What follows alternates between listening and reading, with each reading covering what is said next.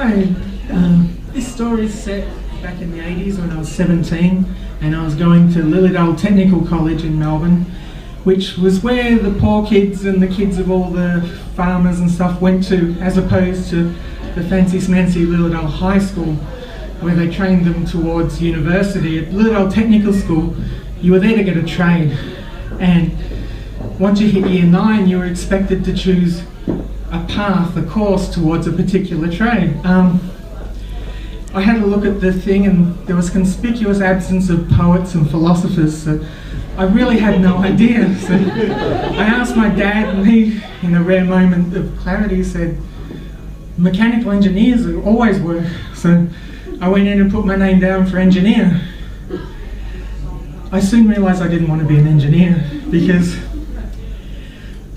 as opposed to the maths and the physics and this interesting stuff you get at university, the whole emphasis seemed to be on using tools well, drawing clear diagrams and writing at 4 millimeters high exactly so the computer scanners could read your writing, which is a skill that hasn't come much use, and they didn't have a computer to scan it with in those days anyway. So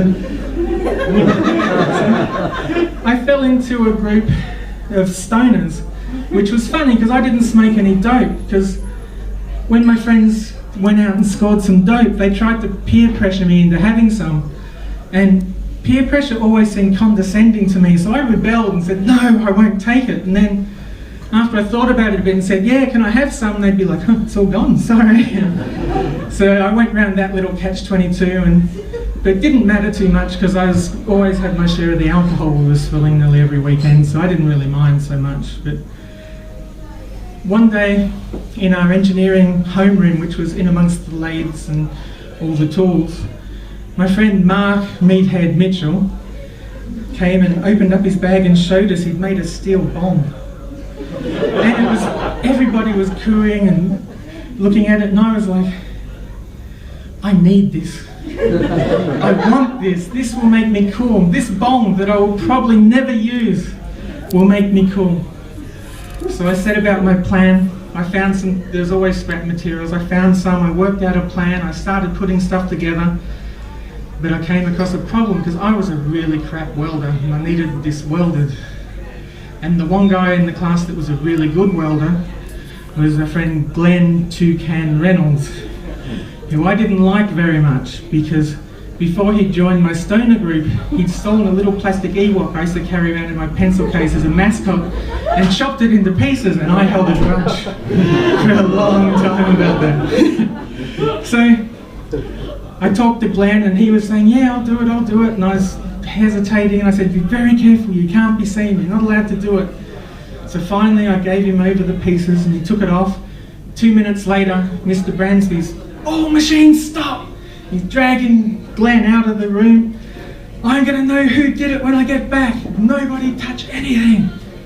Which seems like a big overreaction, but we'd had a school shooting a few weeks before, and back in the 80s they weren't as common. So they were still a little bit touchy when you violate their lathes making unauthorised stuff again. So as soon as he was out the room, the Inquisition formed in the class. Who did it? Who did it? Who did it? And I told him, calm down guys, I did it. I'm going to confess, I did it. Glenn was just helping me out, it's my thing. And weirdly, the popular kids in the class, who I despised, was, don't tell, let Glenn take the fall, no one say anything. And I looked to my friends and they all wouldn't meet my eye, and they're like, don't do it, don't do it. And then Mr. Bransby came in furious, who did it? I know someone else was involved, Glenn won't say. And I put my hand up and people were still, he didn't even notice, and people were trying to pull my hand down, and I said, no, it was me. And being a teenage martyr, I wanted all the melodrama. I did it was mine. He knew nothing, he didn't even know what it was. And Mr. Bransby was quite confused because I was the quiet, good kid that never did anything. So he took me out and we're walking down this big long corridor right down the length of the school towards the evil Harrod and Mrs. White, the principal's office. And his furiousness turned into curiousness.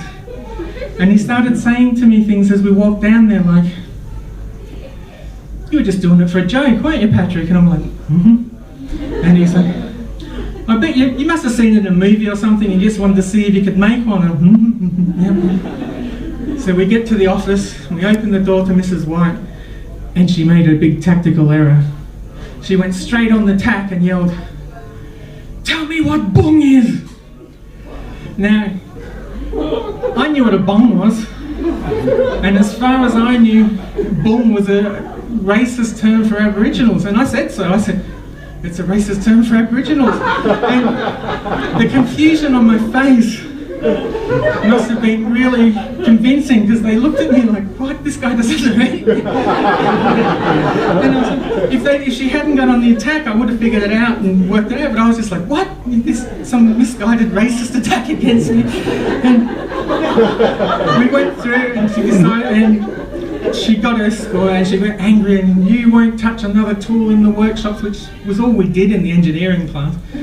"You won't touch anything for the rest of the year," 6 months of detention, and all these crazy things she was doing. It was like my life was going to be detention and not touching tools.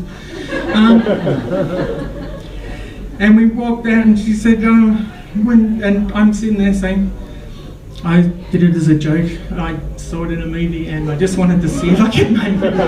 And that seemed very convincing, especially to Mr. Bransby. He was like, So he came out, he stayed to talk, we walked off. Glenn got off with a slap on the wrist, and I got up to the room, and Mr. Bransby came back, and I went back on the lathes and did my work, and the punishment was never mentioned. It never worked again. I never stopped doing tools, I never did a day of detention, and I never found out what happened to my really kick-ass bong.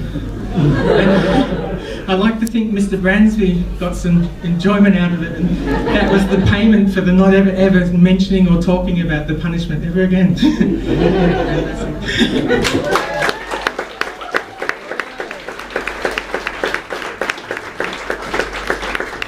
Happy Glen, everybody! Best one so far.